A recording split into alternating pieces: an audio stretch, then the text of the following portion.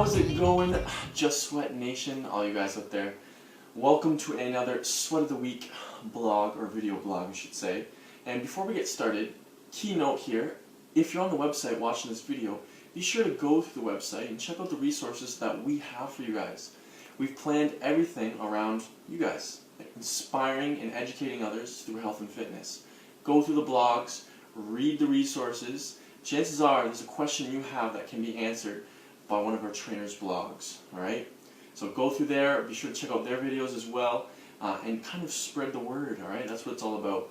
Alright, enough of the philosophy, let's kind of talk about a little bit of mobility. As you can see, we're not at a gym today, we're at home. It's a weekend evening, alright? You've been on your feet all week, depending on what you do for a living. A lot of stress that can be placed on the body. We're going to talk about shin splints today, alright?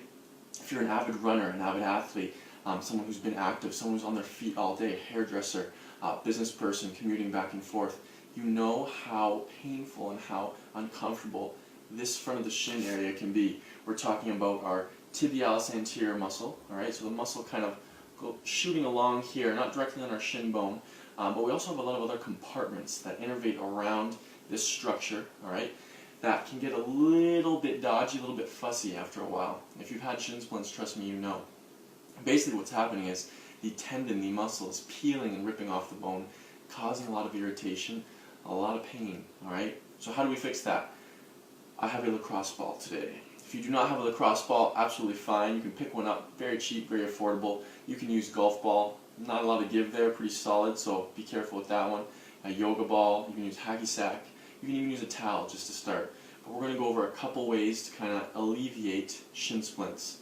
First, with the ball to the side, we're going to talk about the actual shin itself. So what are we doing?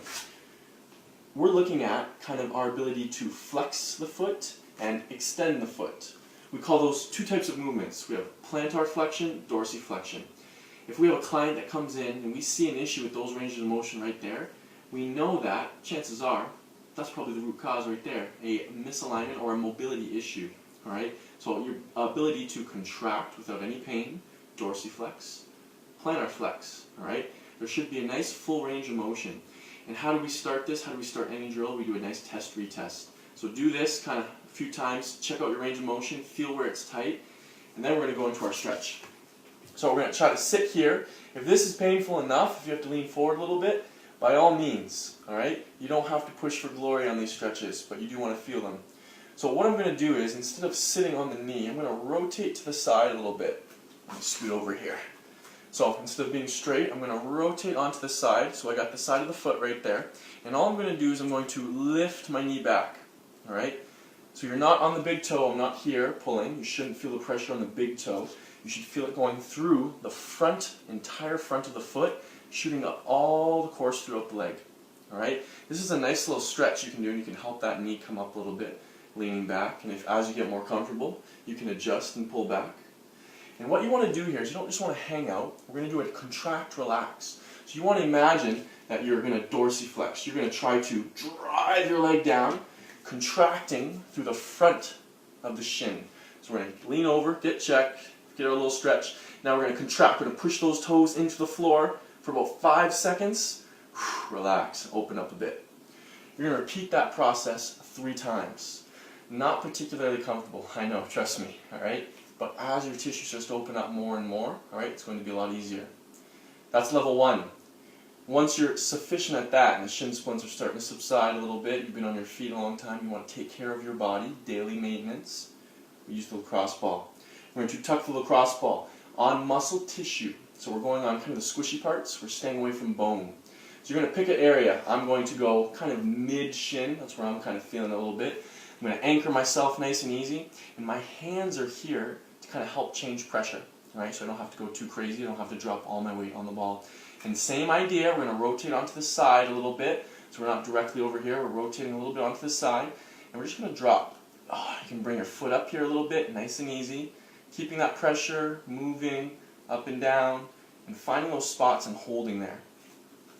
Essentially what you're doing here is you're hitting trigger points. You're searching for those areas of tension, You're taking that tissue through its range of motion because it's elongated, it's stretched. You can knead at the tissue a lot better.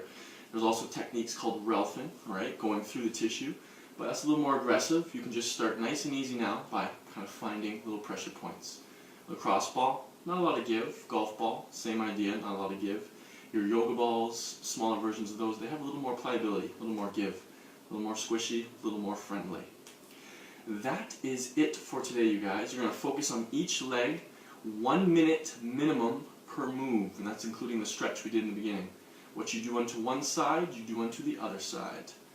That is your shin splint, I should say, fix for the evening, you guys. Take care, stay happy, stay mobile. All right? Peace! Here they come, yo. Here they come.